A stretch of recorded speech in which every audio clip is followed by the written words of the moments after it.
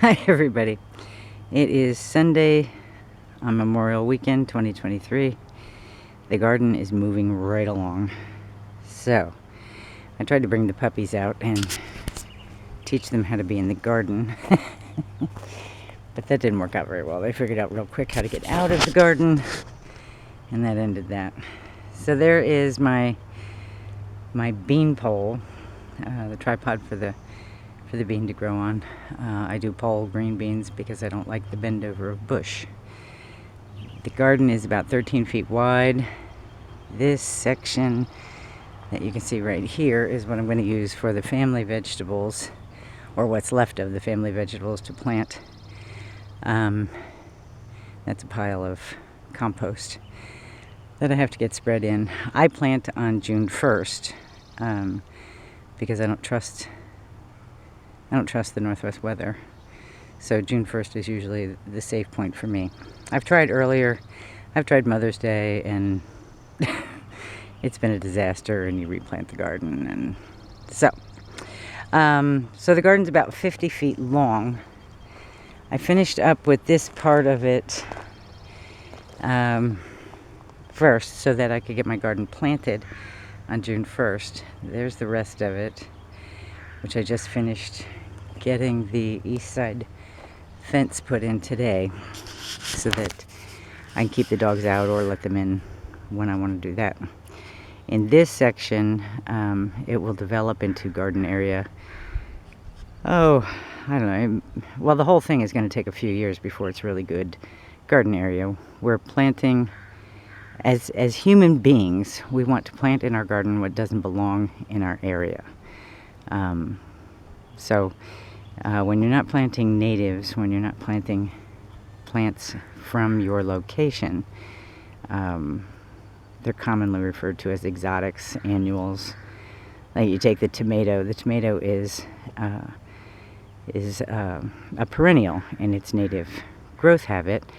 And if you go down to Florida, to Disneyland, or Disney World, whatever it is down there, they have built a greenhouse to house a tomato that's been growing forever. But everything that's growing in this section of it that you can see, a lot of that is valuable plant for one reason or another for the soil. And we need really good soil if we're going to ask things to grow that don't belong here. So some of them put nitrogen or calcium. They set it in the soil. Some of them break up the soil with their root systems. Some of them, a lot of them, take care of the native pollinators, which, because of the last few really rainy, bad winters we've had, bad springs, not so much the winters, but the springs, I have not had good pollination. Last year I got like half a dozen apples off of my old, super old apple tree that usually produces buckets and buckets and buckets of apples.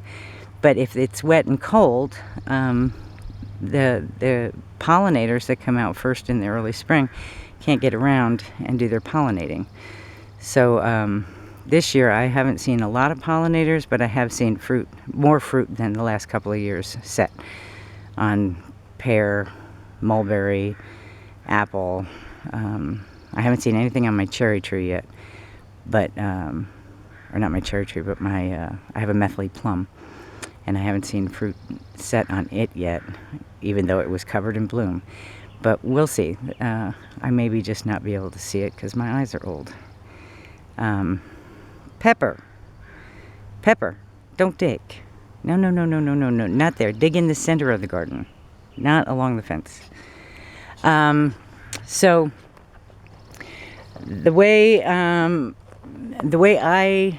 I do this when I especially start a new garden, I had no idea what the soil content was in this area. And this is the last time I'm moving my garden. Last time, I swear it. So I sent a sample in to the University of Massachusetts soil department, and when it came back, I am loaded with all kinds of necessary nutrients, vitamins, minerals for the plants that I want to grow in here. The only thing I need to add is nitrogen and lime, not lye, lime. And so my soil is really good. I've even got an excess of boron. Unheard of. In my world, anyway, it's unheard of. So I won't do much of anything to this. Let's see, this is about 12 feet from north to south and 13 feet from east to west.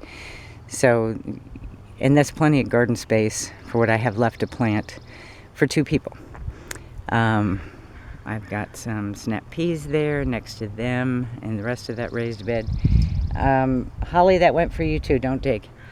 I've got parsnips planted in there. There I've got my garlics. A little bit further west, I have my sage, my rosemary. There's fennel all over the property. I use a lot of that. So I've got my herbs floating around.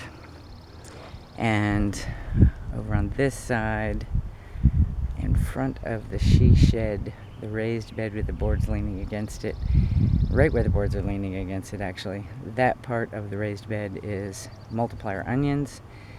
And then there, if you can tell, that there, let me zoom in and see so you get a better idea what I'm talking about. There we go. Now we're focused on that. That's my strawberry bed. And they're native strawberries. They're not the big hybridized ones that get super big and all that. Let's go back over here and say there, right behind those boards leaning against the bed are multiplier onions. And I like, at heart, I'm in my heart and soul, I'm a perennial gardener. So when I have a vegetable that I don't have to keep replanting, that rocks my world. And with the multiplier onions, with the music garlic, it's over there. My rosemary is a perennial. My fennel just keeps coming back, it's perennial. The sage keeps coming back. So that's what I like. I like, of course, the parsnips and the snap peas don't, but that's okay. So in here, I've got my green bean tripod. I have a pile of compost that needs to be spread around. And until June 1st, until my plant date comes, I will be planting the parameters of the garden with as many native pollinators as I can get my hands on from around the property and stuff like that. And make sure that all of our pollinators have plenty of food for both themselves and their larvae and where they like to lay their eggs and all that stuff. I will be putting areas in here for the snakes. Our little garter snakes are terrific help in the garden. This here, that's a water dish for the dogs. This here is alfalfa tea that it's been fermenting for a few days and will continue to ferment. And that I'll go ahead and water the garden with so that I can get lots of nitrogen in there I don't have to worry about over fertilizing if I use something like that. So that's good. So in here I'm going to put I'll put up a little trellis and I'll probably do a few cucumbers and maybe even a zucchini, so I have zucchini to freeze for baking in the wintertime. I don't do anything in the nightshade family, so there won't be any of that in here. We've had blight before, and that's the dickens to deal with. So yeah, I don't do anything in the nightshade family. And it's not been enough years since I did anything in the brassica family to plant any brassicas, but I am going to put in some kohlrabi because I love kohlrabi. But again, just a small amount. My husband doesn't eat kohlrabi. I love it. How many kohlrabi can I eat, right? And they don't keep real well, so yeah, I'm just going to put a few of those in. So I've got plenty of space, and I've got a nice barked area right as you come through the gate, so that there's a good space for me to put down a bucket or whatever I happen to be doing without stepping on any of my plants. So there we go. There we go. And it'll take a few years for it to be a really good, high quality garden for non-native plants. But it'll get there. And yeah, everything's going to be fine. Okay. You guys have, I hope you get to have a nice barbecue for Memorial Day. And remember our fallen. Bye.